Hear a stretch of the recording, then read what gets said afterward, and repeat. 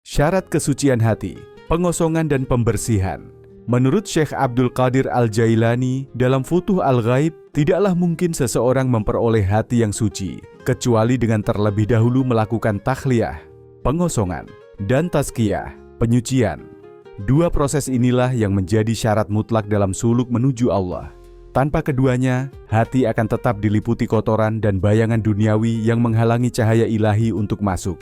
Beliau menasihati, bersihkanlah hatimu dari dunia, dari nafsu, dari makhluk, dan dari keinginan selain Allah. Maka Allah akan menempatinya dan menjadikannya ladang makrifat dan cahayanya. Pengosongan, takhliyah, berarti mengeluarkan dari dalam hati segala bentuk ketergantungan kepada selain Allah, cinta kepada dunia, harta, pangkat, nafsu, pujian manusia, dan apapun yang membuat hati tidak bergantung hanya kepada Allah. Selama hati masih menoleh kepada dunia dan bergantung pada sebab, maka hati itu masih belum bersih. Barang siapa yang dalam hatinya masih tersisa dunia, maka tidak akan bisa merasakan manisnya ibadah dan tidak akan melihat cahaya Allah.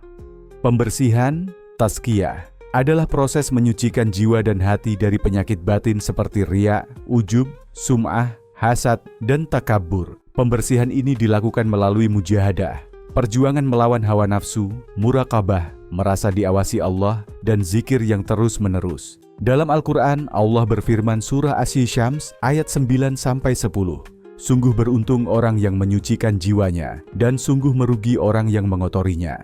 Syekh Abdul Qadir Al-Jailani menjelaskan bahwa hati yang belum dikosongkan dan dibersihkan ibarat cermin yang tertutup debu.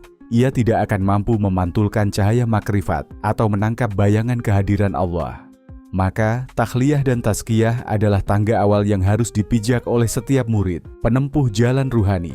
Tanpa itu, ibadah lahiriah hanya akan menjadi rutinitas tanpa ruh. Pembersihan ini memerlukan kesungguhan, mujahadah terhadap hawa nafsu, tidak mencintai dunia, tidak mengandalkan amal, dan terus-menerus bertobat menjadi instrumen penting dalam proses penyucian. Maka seorang salik yang ingin hatinya menjadi tempat bagi Allah, harus menjadikan pembersihan ini sebagai laku harian. Seiring waktu, bila hati telah bersih, maka Allah akan menurunkan rahmat, makrifat, dan nurnya ke dalamnya.